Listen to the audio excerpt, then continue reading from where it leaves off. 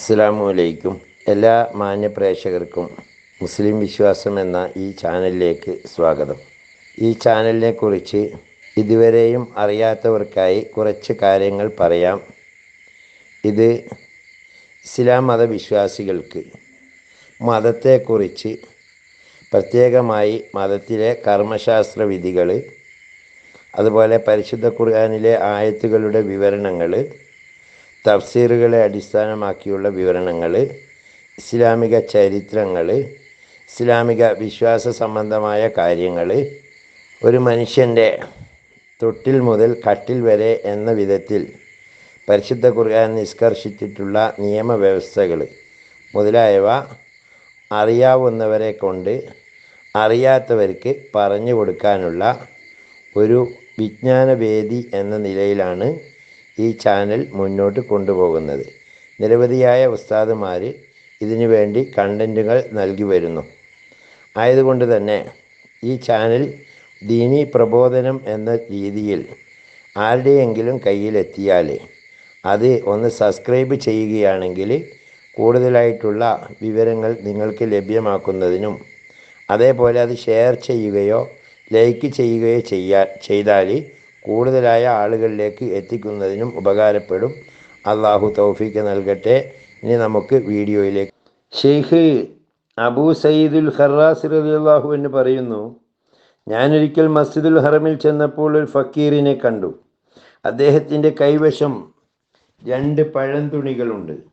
കാണുന്നവരോടൊക്കെ യാചിച്ചു കൊണ്ടിരിക്കുകയാണ് അദ്ദേഹം. ഞാനപ്പോൾ അങ്ങനെ ആത്മഹത്യം ചെയ്തു. ഇയാൾ മനുഷ്യർക്കൊരു ഭാരമാണല്ലോ, അധ്വാനിച്ച് ജീവിച്ചുകൂടെ?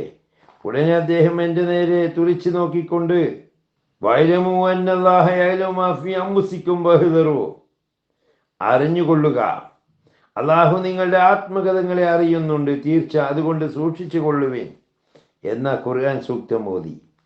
ഞാൻ അത്ഭുതപ്പെട്ടു. ഉടനെ ഞാൻ മനസ്സുകൊണ്ട് പശ്ചാത്തപിച്ചു. അപ്പോൾ അദ്ദേഹം എൻ്റെ നേരെ നോക്കിക്കൊണ്ട് ഓതുകയാണ്, വഹുവല്ലദീ യഖ്ബലു തൗബത അൻ ഇബാദിഹി വയഅഫു അനിസ് സയ്യിആത്ത്. അല്ലാഹു തൻ്റെ അടിമകളുടെ പശ്ചാത്താപം സ്വീകരിക്കുകയും പാപങ്ങൾ മാപ്പ് ചെയ്യുകയും ചെയ്യുന്നു. അപ്പോൾ എൻ്റെ ആശ്ചര്യം ഇരട്ടിച്ചു. എൻ്റെ മനസ്സിൽ തോന്നി, എന്താണ് ഇദ്ദേഹം യാചിക്കുന്നത്? പരഹൃദയജ്ഞാനമുള്ള ഈ മഹാൻ യാചിക്കേണ്ടതുണ്ടോ? അപ്പോൾ അദ്ദേഹം എന്നെ ഒന്നുകൂടി തുറിച്ചു നോക്കി. എന്നിട്ട് അന്തരീക്ഷത്തിൽ തൻ്റെ വലത് കൈ ഒന്ന് വീശി, കൈ നിറയെ സ്വർണ്ണ നാണയങ്ങളാണ്. അവ എൻ്റെ നേരെ എറിഞ്ഞുകൊണ്ട് പറഞ്ഞു, വേണമെങ്കിൽ അത് എടുത്തുകൊള്ളുക. ഞാൻ യാചിക്കുന്നത് എന്തിനാണെന്ന് താങ്കൾ ചിന്തിച്ച് തലപുണ്ണാക്കേണ്ടതില്ല. ഏതായാലും ധനമോഹം കൊണ്ടല്ല ഞാൻ യാചിക്കുന്നതെന്ന് താങ്കൾ മനസ്സിലാക്കണം. ഞാൻ അദ്ദേഹത്തോട് മാപ്പ് ചോദിച്ചു. അദ്ദേഹം പുഞ്ചിരിച്ചുകൊണ്ട് തൻ്റെ കയ്യിലുണ്ടായിരുന്ന നാണയത്തുട്ടുകളെല്ലാം എൻ്റെ കയ്യിൽ തന്നു.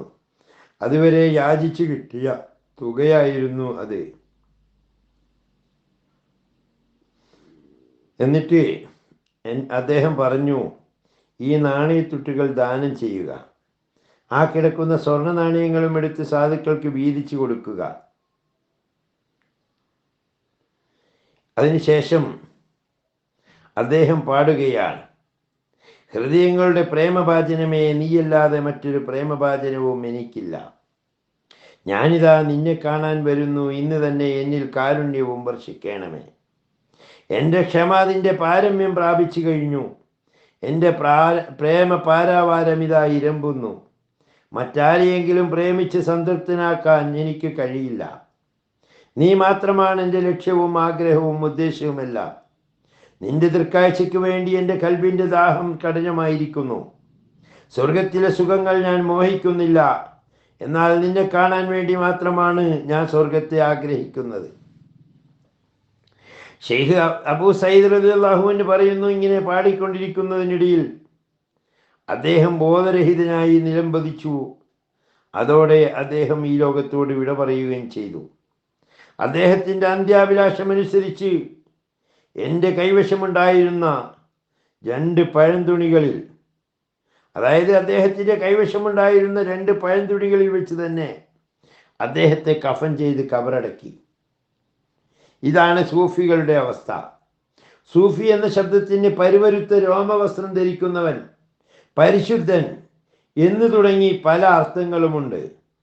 സഫ അല്ലെങ്കിൽ സഫവത്ത്, തെളിഞ്ഞവൻ എന്ന വാക്കിൽ നിന്ന് പിടിക്കപ്പെട്ടതാണ് സൂഫി എന്ന പദം എന്ന് പറയപ്പെടുന്നു. സാങ്കേതിക അർത്ഥത്തിൽ ഐഹിക സൗഖ്യങ്ങൾ ഉപേക്ഷിച്ച് ഇബാദത്തിൽ മുഴുകിയ ത്യാഗി എന്നാണ് ഇതിൻ്റെ അർത്ഥം. ഇക്കൂട്ടരെ ജീവിതത്തിൽ വളരെ സൂക്ഷ്മതയുള്ളവരായിരിക്കും. ഒരു ഉദാഹരണം പറയാം. ഒരു സൂഫി വര്യനായ അബൂ യസീദുൽ ബിസ്താമി റളിയല്ലാഹു അൻഹു ഒരിക്കൽ യാത്രക്കിടയിൽ ഹമദാൻ എന്ന രാജ്യത്ത് ചെന്നു. അവിടെ ഏതാനും ദിവസം കഴിച്ചു കൂട്ടിയ ശേഷം ജന്മദേശമായ ബിസ്താമിൽ തിരിച്ചെത്തി. ഹമദാനിൽ നിന്ന് പോരുമ്പോൾ ചെന്താമര കുരു അദ്ദേഹം കൊണ്ടുവന്നിരുന്നു.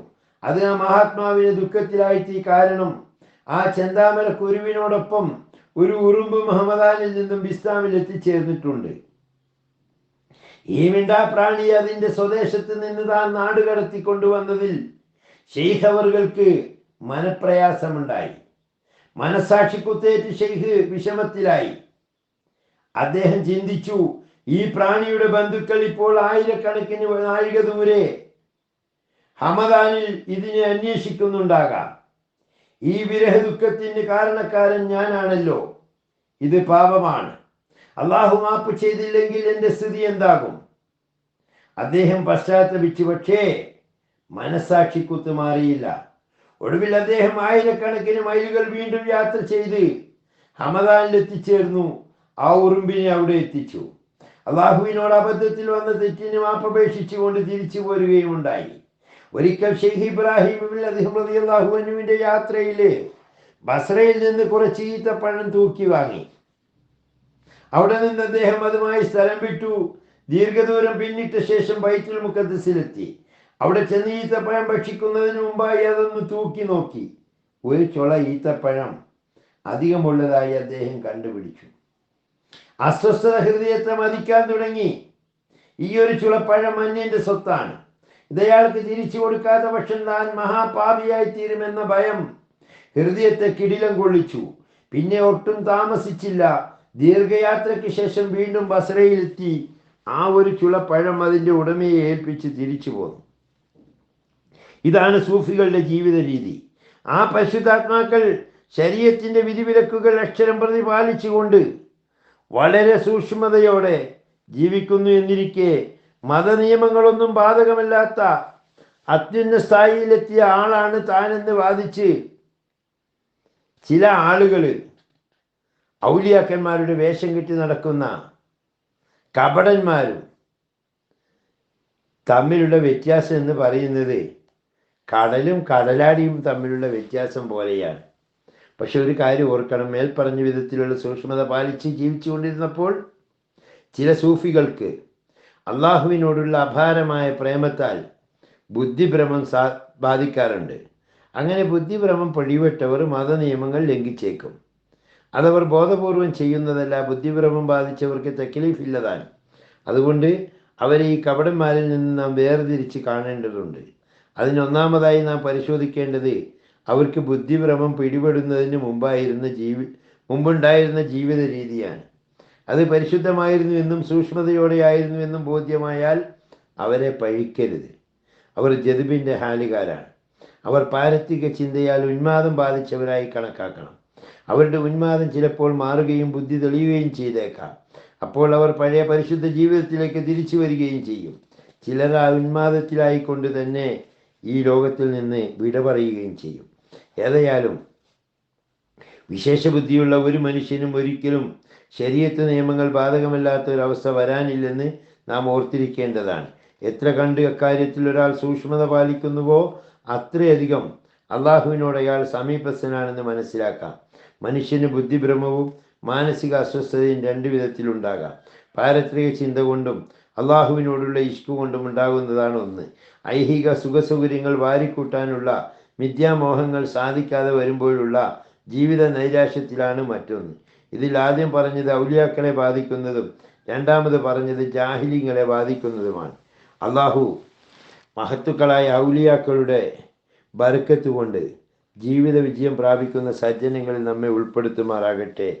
വ ആഖിർ ദഅ്വാനാ അൽഹംദുലില്ലാഹി റബ്ബിൽ ആലമീൻ. അസ്സലാമു അലൈക്കും വറഹ്മത്തുള്ളാഹി വബറകാതുഹു.